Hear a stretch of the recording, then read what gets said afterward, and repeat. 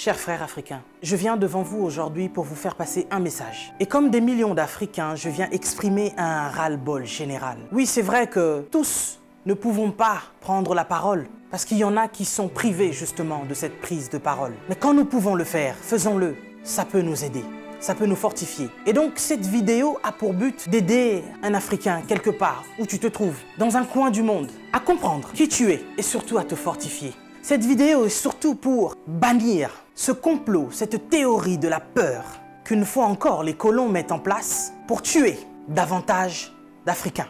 Nous sommes passés par des multiples choses et nous avons survécu. Et donc, ce qui nous arrive aujourd'hui, nous survivrons, chers Africains. Nous vaincrons. On nous parle d'épidémie, on nous parle de pandémie, on nous parle même de guerre. Mais laissez-moi vous dire que nous ne sommes pas seulement en guerre.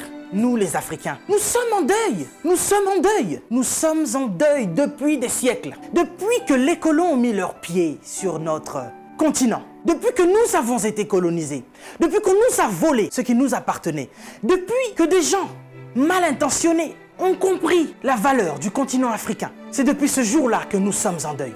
C'est depuis ce jour-là que l'Africain, l'homme noir, meurt. Nous mourrons depuis des siècles. Nous mourrons à petit feu, mais nous mourrons en masse. Ce n'est pas le Covid-19 qui va venir nous faire peur. Ce n'est pas cette épidémie qui va venir nous faire peur parce que nous sommes passés par des génocides. Et ce depuis... Laissez-moi vous rappeler une chose. Est-ce que vous connaissez un peu l'énocide colonial belge qui a eu lieu entre 1885 et 1908 par le roi Léopold II? Ce roi qu'on appelait humaniste philanthrope, il y a eu au moins un tiers de la population congolaise qui en est mort de ce génocide noir. On a coupé les bras à nos ancêtres parce qu'ils refusaient d'aller au front pour notre caoutchouc et notre ivoire. Et depuis, il y a eu tellement de génocides. Vous savez que nous avons été esclaves, pas seulement les 400 millions de déportés dans le monde, mais ceux qui sont restés même sur le continent africain sont aussi restés esclaves, et ce jusqu'à nos jours. Et oui, vous allez me dire que nous sommes au 21e siècle, bien sûr, mais nous ne sommes pas sortis de la colonisation. Vous savez, il y a des dates que l'on dit importantes, comme 1848, où nous parlons de l'abolition de l'esclavagisme. Il y a eu un décret qui a été signé. Chers Africains, on nous ment depuis 1848, où il y a eu l'abolition de l'esclavage. Nous n'avons jamais été décolonisés. Nous sommes toujours colonisés. Tout ce que nous faisons, ils mettent leur nez dedans. C'est vous qui ne comprenez pas. C'est vous qui ne comprenez pas que vous êtes forts. Nous sommes forts. Nous sommes puissants et nous sommes plus résistants qu'eux. C'est pour ça qu'ils ont peur de nous. Nous avons résisté au choléra, nous avons résisté à Ebola, nous avons résisté à la malaria, nous avons résisté au palu. Nous résisterons au Covid-19.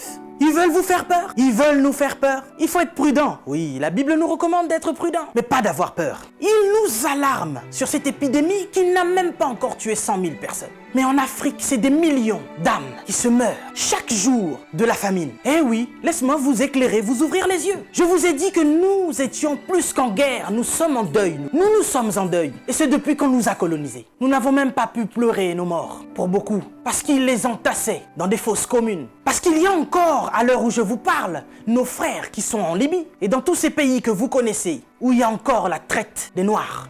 Les esclaves modernes, il y en a encore. Et vous imaginez avec ce fléau d'épidémie, il y a encore des fermes humaines aujourd'hui. Nos frères sont en train de mourir et nos dirigeants sont conscients.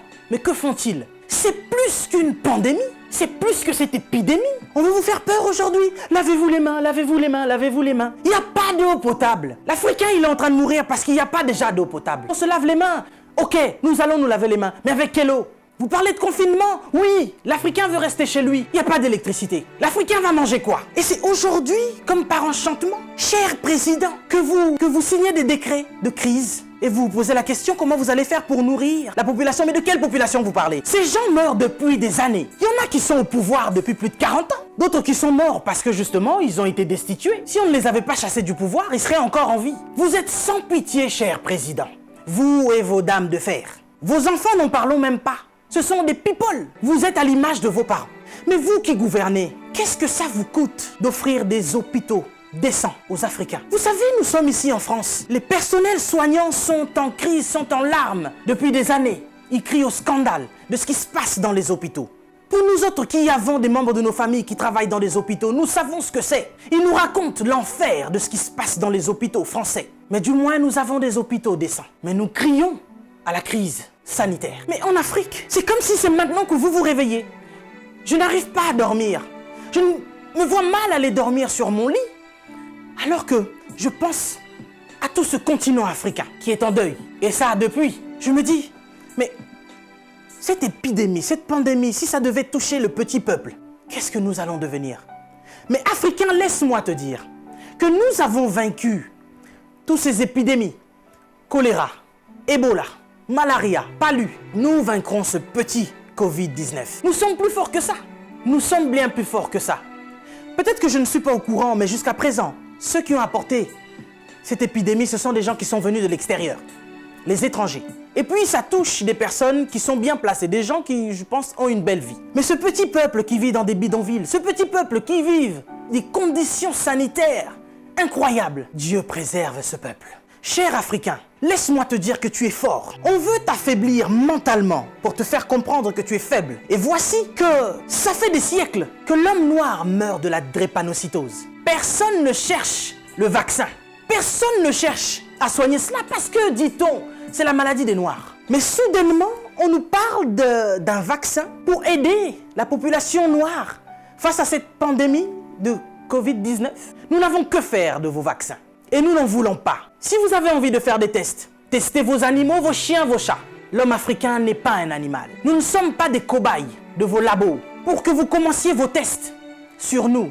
Ça fait des siècles que vous nous testez. Ça fait des siècles que vous nous faites souffrir. Depuis que vous avez découvert que le continent africain était le jardin d'Éden, vous ne voulez pas nous lâcher. Nous souffrons, mais nous sommes en train d'enrichir plusieurs. Nous mourons de faim alors que nous nourrissons plusieurs. Quelque chose m'a fait rire il y a quelque temps. 23 Italiens retrouvés clandestinement sur un port nigérian. Ah, depuis quand l'Italien rentre clandestinement au Nigeria? Parce que vous voulez aller vous réfugier en Afrique maintenant? Il n'y a pas très longtemps, sur vos côtes, vous chassiez les migrants de vos côtes. Votre Premier ministre a dit qu'il ne voulait plus. Il en avait marre de cette invasion africaine sur ses sols. Nous avons vu un migrant noir mourir dans les eaux de Venise sans que personne ne lui porte secours. Parce qu'il était noir, parce qu'il était africain. Nous avons tort parce que nous sommes africains ou parce que nous sommes riches de nos sols? Parce que nous avons de quoi manger et de quoi nourrir toute cette planète. C'est pourquoi l'Africain souffre. Mais Africain, laisse-moi te dire que tu es fort. Laisse-moi te dire que tu es vaillant. Laisse-moi te dire qu'il en faudra beaucoup plus pour te vaincre. Ils ont essayé de nous décimer par l'esclavage. Ils n'ont pas pu, nous sommes encore là, et plus nombreux que jamais. Et nous sommes plus résistants que jamais. Parce que tous ces microbes auxquels nous faisons face chaque jour ne réussissent pas à nous décimer. Ce n'est pas un Covid-19 qui va décimer le peuple noir. N'ayez pas peur, tel est mon message. Je vous invite, chers Africains, à devenir beaucoup plus forts. Ne faites pas confiance à ceux qui nous gouvernent. Ça fait des lustres qu'ils sont là. Ils prennent leur retraite tout en étant présidents. Ils ont du mal à lâcher ce fauteuil qu'ils pensent être éternel. Qui a déjà fait 200 ans au pouvoir? Êtes-vous assez fort pour faire 300 ans? Vous n'arrivez même pas à faire 100 ans. Mais vous êtes tellement médiocre, ignoble. J'ai suivi plusieurs de nos présidents africains qui ont copié le discours du président Macron. Bande de marionnettes, bande de gigolos. Vous n'êtes même pas capable d'écrire vos propres discours, au point où vous devez copier sur ce que Macron dit. Lui-même, il est en train de mentir à la population française. Son gouvernement nous ment depuis le début.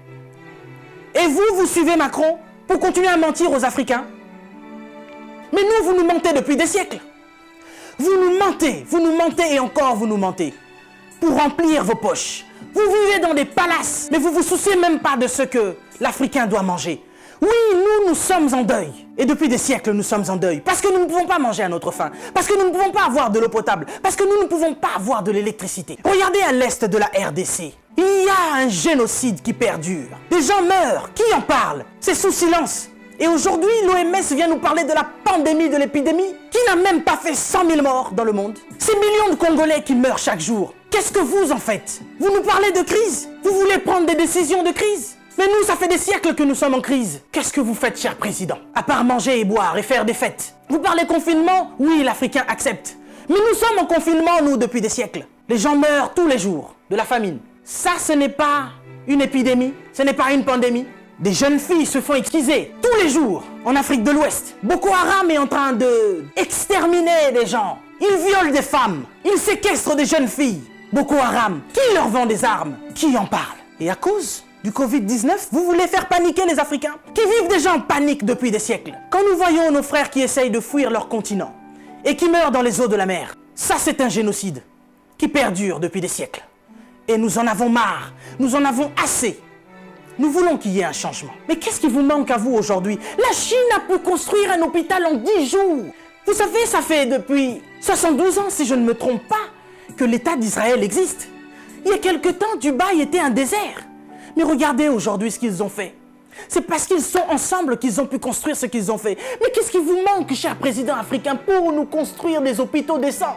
L'Angleterre a pu construire un hôpital en 2 semaines seulement pour faire face à cette crise sanitaire. Dieu est bon. Le Covid-19 est tellement impoli qu'il ne regarde même pas qui vous êtes. Président ou pas, il s'en fout. Il n'a pas respecté la reine d'Angleterre. Il est entré dans son palais, il a touché Charles. Il n'aura pas peur de vous. Mais par contre, là, vous êtes cuit. Puisque vous ne pouvez pas prendre vos avions pour venir vous faire soigner ici. Soit vous survivrez, soit vous mourrez.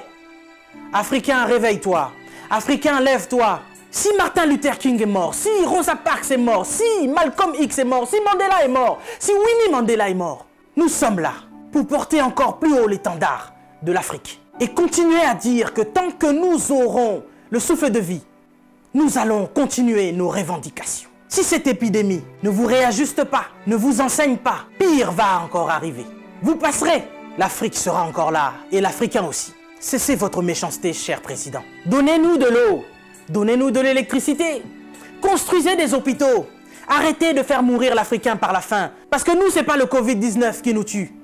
Nous mourrons déjà de la famine. Pendant que vous avez fait des provisions pour vos maisons, ce petit Africain, il va manger quoi, lui? Cette épidémie passera. Nous sortirons de là, certainement.